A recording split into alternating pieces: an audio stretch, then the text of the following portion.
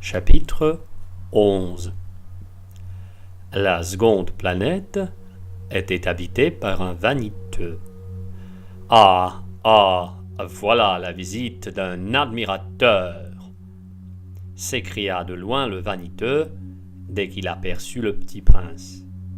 Car pour les vaniteux, les autres hommes sont des admirateurs. Bonjour, dit le petit prince. Vous avez un drôle de chapeau. C'est pour saluer, lui répondit le vaniteux. C'est pour saluer quand on m'acclame. Malheureusement, il ne passe jamais personne par ici. Ah oui, dit le petit prince qui ne comprit pas. Frappe tes mains l'une contre l'autre, conseilla donc le vaniteux.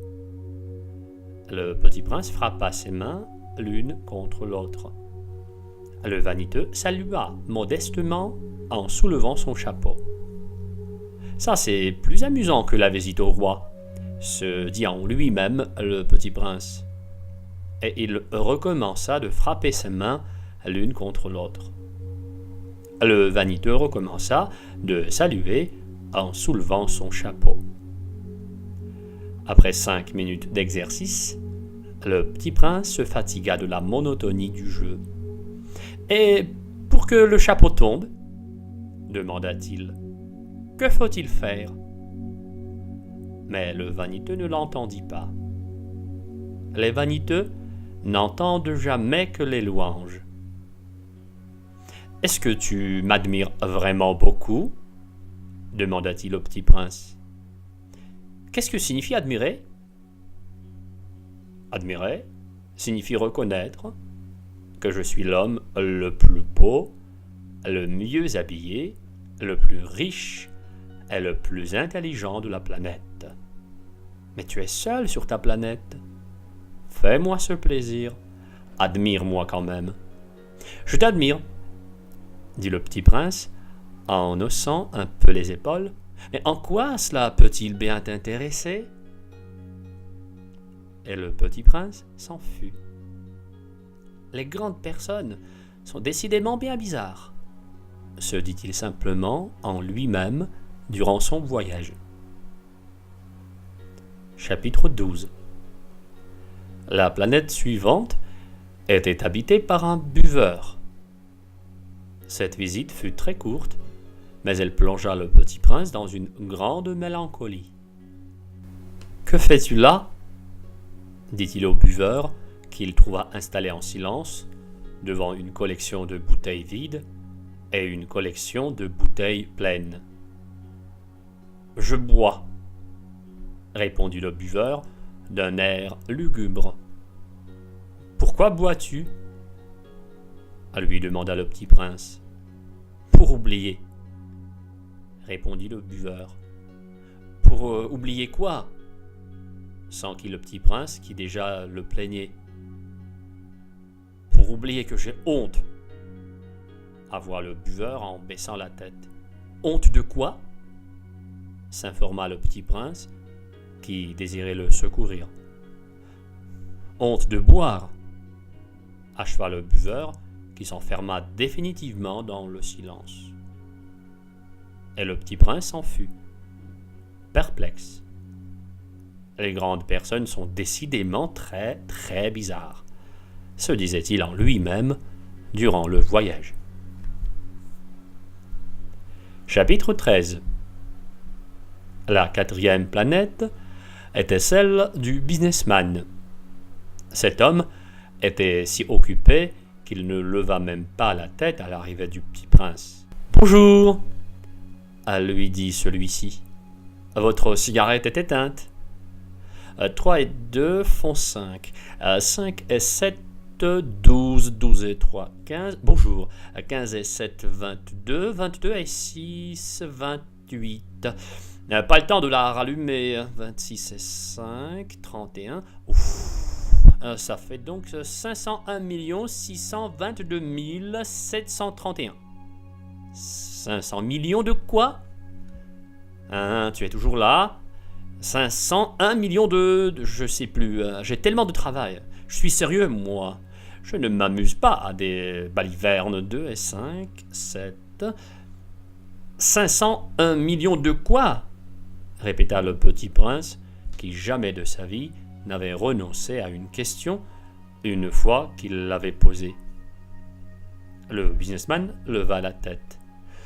Depuis 54 ans que j'habite cette planète-ci, je n'ai été dérangé que 3 fois. La première fois, ça a été il y a 22 ans, par un hanneton qui était tombé Dieu sait d'où. Il répandait un bruit épouvantable et j'ai fait 4 erreurs dans une addition. La seconde fois, ça a été il y a 11 ans, par une crise de rhumatisme. Je manque d'exercice, je n'ai pas le temps de flâner. Je suis sérieux, moi. La troisième fois... Ah, la voici, je disais donc 501 millions. Millions de quoi? Le businessman comprit qu'il n'était point d'espoir de paix. Millions de ces petites choses que l'on voit quelquefois dans le ciel. Des mouches? Mais non, des petites choses qui brillent. Des abeilles? Mais non, des petites choses dorées qui font rêvasser les fainéants. Mais je suis sérieux, moi. Je n'ai pas le temps de rêvasser. Ah, des étoiles! C'est bien ça, des étoiles. Et que fais-tu de 500 millions d'étoiles? 501 622 731. Je suis sérieux, moi. Je suis précis. Et que fais-tu de ces étoiles? Ce que j'en fais? Oui. Rien, je les possède. Tu possèdes les étoiles? Oui. Mais j'ai déjà vu un roi qui... les rois ne possèdent pas. Ils règnent sur. C'est très différent.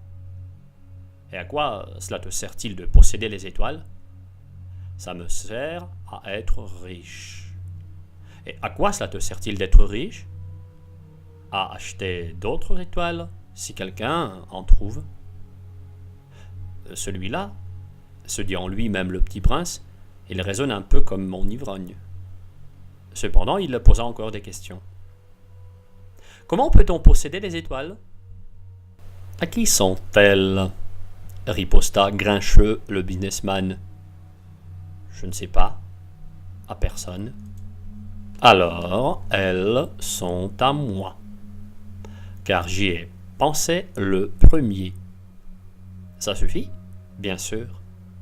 Quand tu trouves un diamant qui n'est à personne, il est à toi. Quand tu trouves une île qui n'est à personne, elle est à toi. Quand tu as une idée le premier, tu l'as fait breveter, elle est à toi. Et moi je possède les étoiles, puisque jamais personne avant moi n'a songé à les posséder. Ça c'est vrai, dit le petit prince. Et qu'en fais-tu? Je les gère. Je les compte et je les recompte, dit le businessman. C'est difficile, mais je suis un homme sérieux.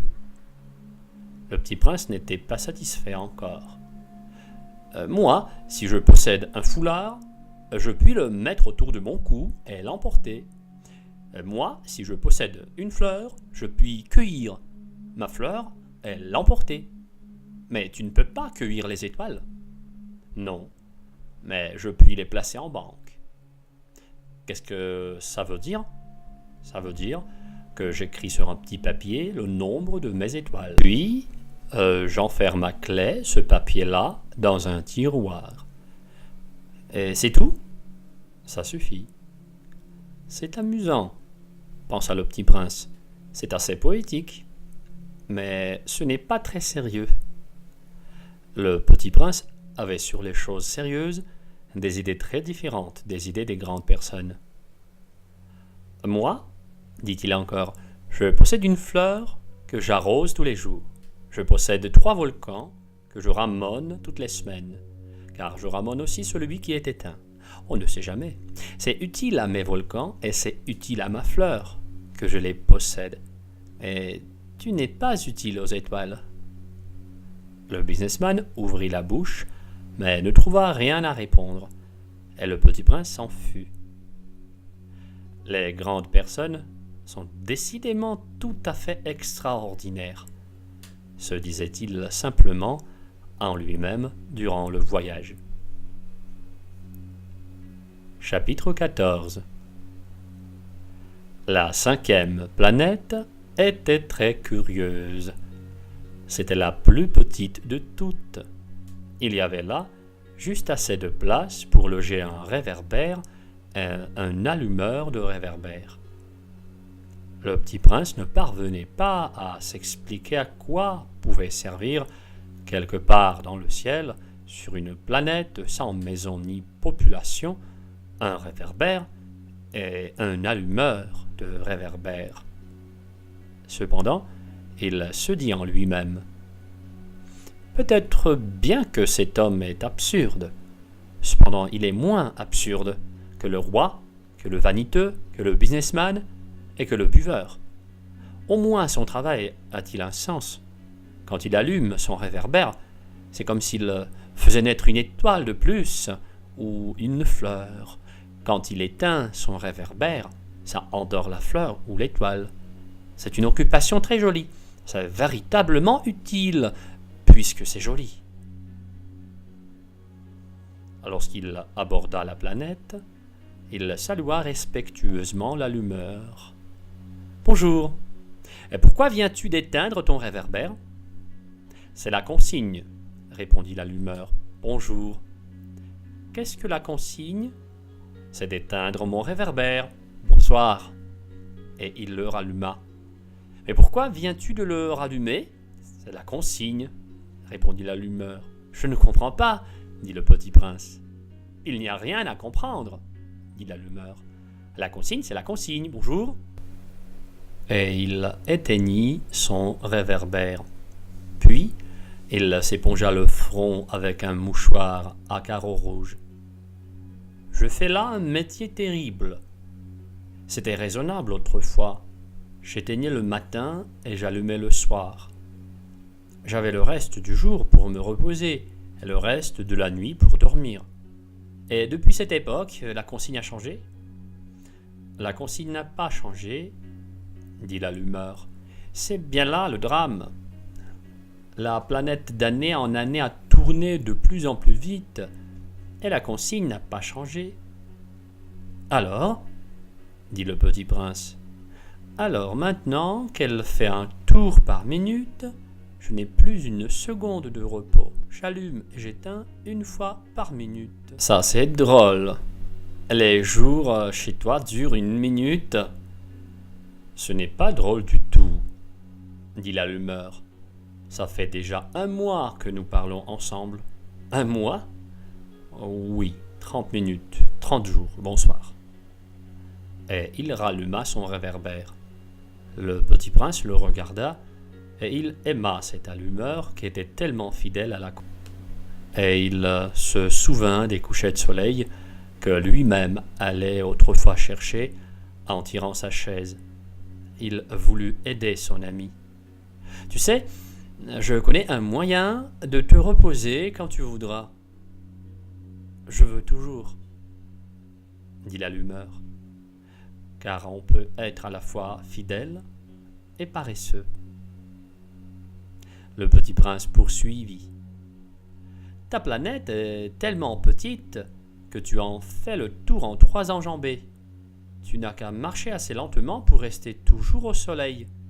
Quand tu voudras te reposer, tu marcheras, et le jour durera aussi longtemps que tu voudras. »« Ça ne m'avance pas grand-chose, » dit l'allumeur. « Ce que j'aime dans la vie, c'est dormir. »« Ce n'est pas de chance, » dit le petit prince. « Ce n'est pas de chance, » dit l'allumeur. « Bonjour. » Et il éteignit son réverbère. « Celui-là, » se dit le petit prince, tandis qu'il poursuivait plus loin son voyage, « celui-là serait méprisé par tous les autres, par le roi, par le vaniteux, par le buveur, par le businessman. Cependant, c'est le seul qui ne me paraisse pas ridicule. C'est peut-être parce qu'il s'occupe d'autre chose que de soi-même. » Il eut un soupir de regret et se dit encore: « Lui-là est le seul dont j'eusse pu faire mon ami. Mais sa planète est vraiment trop petite. Il n'y a pas de place pour deux. Ce que le petit prince n'osait pas s'avouer, c'est qu'il regrettait cette planète bénie à cause surtout des 1440 couchers de soleil par 24 heures. Chapitre 15. La 6e planète était une planète 10 fois plus vaste. Elle était habitée par un vieux monsieur qui écrivait d'énormes livres. « Tiens, voilà un explorateur !» s'écria-t-il quand il aperçut le petit prince. Le petit prince s'assit sur la table et souffla un peu. Il avait déjà tant voyagé. « D'où viens-tu » lui dit le vieux monsieur. « Quel est ce gros livre » dit le petit prince. « Que faites-vous ici ?»« Je suis géographe » dit le vieux monsieur. « Qu'est-ce qu'un géographe ?» C'est un savant qui connaît où se trouvent les mers, les fleuves, les villes, les montagnes et les déserts. « Ça c'est bien intéressant » dit le petit prince. « Ça c'est enfin un véritable métier !» Et il jeta un coup d'œil autour de lui sur la planète du géographe. Il n'avait jamais vu encore une planète aussi majestueuse. « Elle est bien belle, votre planète. Est-ce qu'il y a là des océans ?»« Je ne puis pas le savoir, » dit le géographe. « Ah !» Le petit prince était déçu. « Et des montagnes ?»« Je ne puis pas le savoir, » dit le géographe. « Et des villes, et des fleuves, et des déserts ?»« Je ne puis pas le savoir non plus, » dit le géographe. « Mais vous êtes géographe !»« C'est exact, » dit le géographe. « Mais je ne suis pas explorateur. Je manque absolument d'explorateurs. Ce n'est pas le géographe qui va faire le compte des villes, des fleuves, des montagnes, des mers, des océans et des déserts. Le géographe est trop important pour flâner. Il ne quitte pas son bureau, mais il y reçoit les explorateurs. Il les interroge et il prend en note leurs souvenirs. Et si le souvenir de l'un d'entre eux lui paraissent intéressants, le géographe fait faire une enquête sur la moralité de l'explorateur. Pourquoi ça ? Parce qu'un explorateur qui mentirait entraînerait des catastrophes dans les livres de géographie. Et aussi un explorateur qui boirait trop. Pourquoi ça ? Fit le petit prince. Parce que les ivrognes voient double. Alors le géographe noterait 2 montagnes là où il n'y en a qu'une seule. Je connais quelqu'un, dit le petit prince, qui serait mauvais explorateur. C'est possible. Donc, quand la moralité de l'explorateur paraît bonne, on fait une enquête sur sa découverte. On va voir ? Non, c'est trop compliqué. Mais on exige de l'explorateur qu'il fournisse des preuves. S'il s'agit par exemple de la découverte d'une grosse montagne, on exige qu'il en rapporte de grosses pierres. Le géographe, soudain, s'émut. « Mais toi, tu viens de loin. Tu es explorateur. Tu vas me décrire ta planète. » Et le géographe, ayant ouvert son registre, tailla son crayon. On note d'abord au crayon les récits des explorateurs. On attend, pour noter à l'encre, que l'explorateur ait fourni des preuves. « Alors ?» interrogea le géographe. « Oh, chez moi, » dit le petit prince, « ce n'est pas très intéressant, c'est tout petit. J'ai 3 volcans, 2 volcans en activité et un volcan éteint. Mais on ne sait jamais. » « On ne sait jamais, » dit le géographe. « J'ai aussi une fleur. »« Nous ne notons pas les fleurs, » dit le géographe. « Pourquoi ça ? C'est le plus joli. » Parce que les fleurs sont éphémères. Qu'est-ce que signifie éphémère?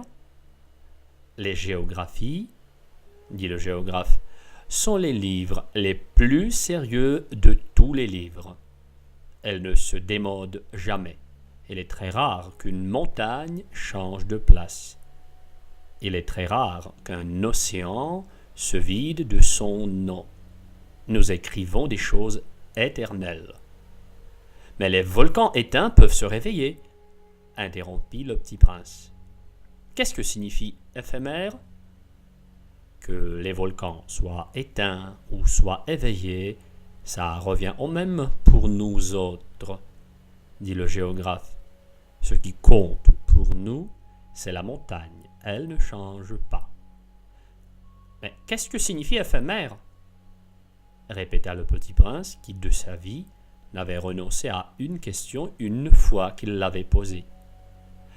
Ça signifie qui est menacé de disparition prochaine.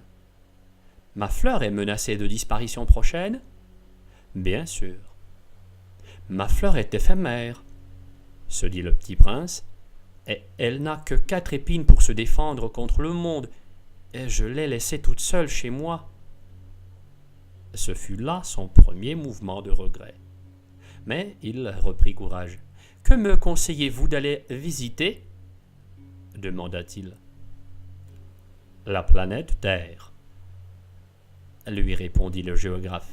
« Elle a une bonne réputation. » Et le petit prince s'en fut, songeant à sa fleur. Chapitre 16. La 7e planète fut donc la Terre. La Terre n'est pas une planète quelconque.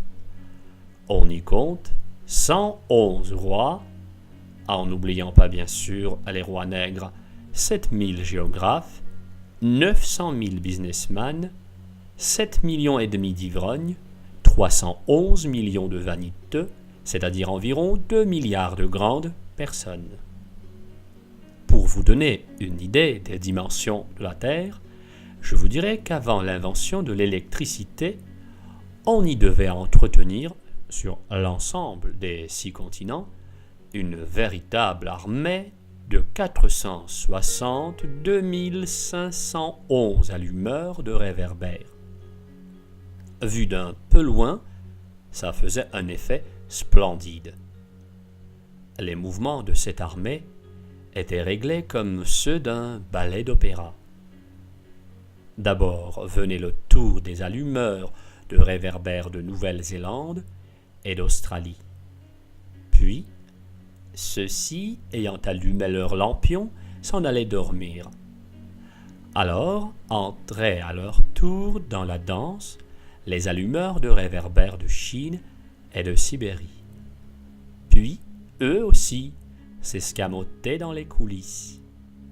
Alors venait le tour des allumeurs de réverbères de Russie et des Indes, puis de ceux d'Afrique et d'Europe, puis de ceux d'Amérique du Sud, puis de ceux d'Amérique du Nord, et jamais ils ne se trompaient dans leur ordre d'entrée en scène.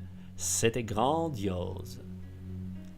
Seul l'allumeur de l'unique réverbère du pôle Nord et son confrère de l'unique réverbère du pôle Sud menaient des vies d'oisiveté et de nonchalance. Ils travaillaient 2 fois par an. Chapitre 17. Quand on veut faire de l'esprit, il arrive que l'on mente un peu. Je n'ai pas été très honnête en vous parlant des allumeurs de réverbères. Je risque de donner une fausse idée de notre planète à ceux qui ne la connaissent pas. Les hommes occupent très peu de place sur la Terre. Si les 2 milliards d'habitants qui peuplent la Terre se tenaient debout et un peu serrés, comme pour un meeting, ils logeraient aisément sur une place publique de 20 000 de long sur 20 000 de large. On pourrait entasser l'humanité sur le moindre petit îlot du Pacifique. Les grandes personnes, bien sûr, ne vous croiront pas. Elles s'imaginent tenir beaucoup de place. Elles se voient importantes, comme des baobabs. Vous leur conseillerez donc de faire le calcul. Elles adorent les chiffres, ça leur plaira. Mais ne perdez pas votre temps à ce pensum, c'est inutile. Vous avez confiance en moi. Le petit prince, une fois sur terre, fut donc bien surpris de ne voir personne. Il avait déjà peur de s'être trompé de planète quand un anneau couleur de lune remua dans le sable. « Bonne nuit », fit le petit prince à tout hasard. « Bonne nuit », fit le serpent. « Sur quelle planète suis-je tombé ?» demanda le petit prince. « Sur la Terre, en Afrique, » répondit le serpent. « Ah, il n'y a donc personne sur la Terre ? Ici, c'est le désert. Il n'y a personne dans les déserts. La terre est grande, » dit le serpent. Le petit prince s'assit sur une pierre et leva les yeux vers le ciel. « Je me demande, » dit-il, « si les étoiles sont éclairées afin que chacun puisse un jour retrouver la sienne. Regarde ma planète, elle est juste au-dessus de nous, mais comme elle est loin... » « Elle est belle, » dit le serpent. « Que viens-tu faire ici ? » « J'ai des difficultés avec une fleur, » dit le petit prince. « Ah » fit le serpent. Et ils se turent. « Où sont les hommes ? » reprit enfin le petit prince. « On est un peu seul dans le désert. »« On est seul aussi chez les hommes, » dit le serpent. Le petit prince le regarda longtemps. « Tu es une drôle de tête, » lui dit-il enfin, « mince comme un doigt. Mais je suis plus puissant que le doigt d'un roi, » dit le serpent. Le petit prince eut un sourire. « Tu n'es pas bien puissant, tu n'as même pas de pattes, tu ne peux même pas voyager. »« Je puis t'emporter plus loin qu'un navire, » a dit le serpent. Il s'enroula autour de la cheville du petit prince comme un bracelet d'or. « Celui que je touche, je le rends à la terre dont il est sorti, » dit-il encore.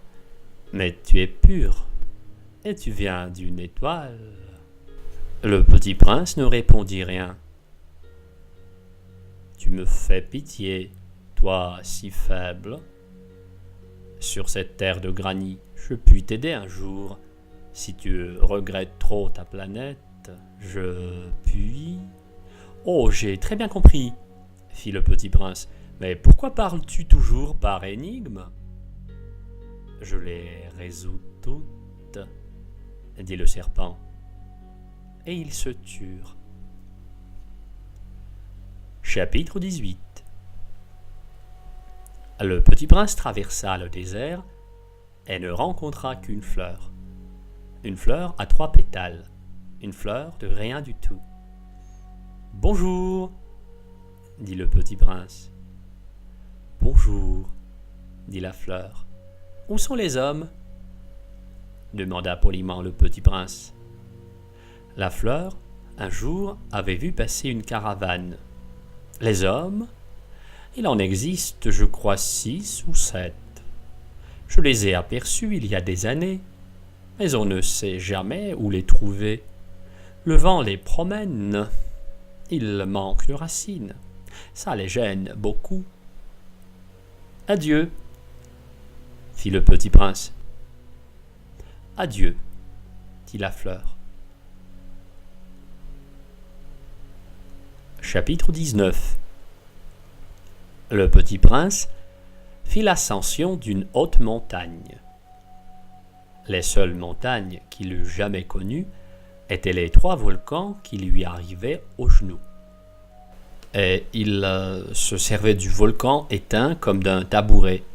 D'une montagne haute comme celle-ci, se dit-il donc, j'apercevrais d'un coup toute la planète et tous les hommes.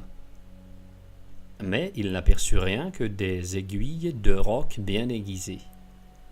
« Bonjour !» dit-il à tout hasard. « Bonjour, bonjour, bonjour, bonjour !» répondit l'écho. « Qui êtes-vous » dit le petit prince. « Qui êtes-vous, qui êtes-vous, qui êtes-vous » répondit l'écho.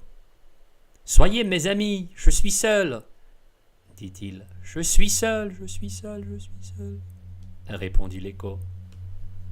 « Quelle drôle de planète » pensa-t-il alors. « Elle est toute sèche, et toute pointue, et toute salée, et les hommes manquent d'imagination. Ils répètent ce qu'on leur dit. Chez moi, j'avais une fleur. Elle parlait toujours la première. » Chapitre 20.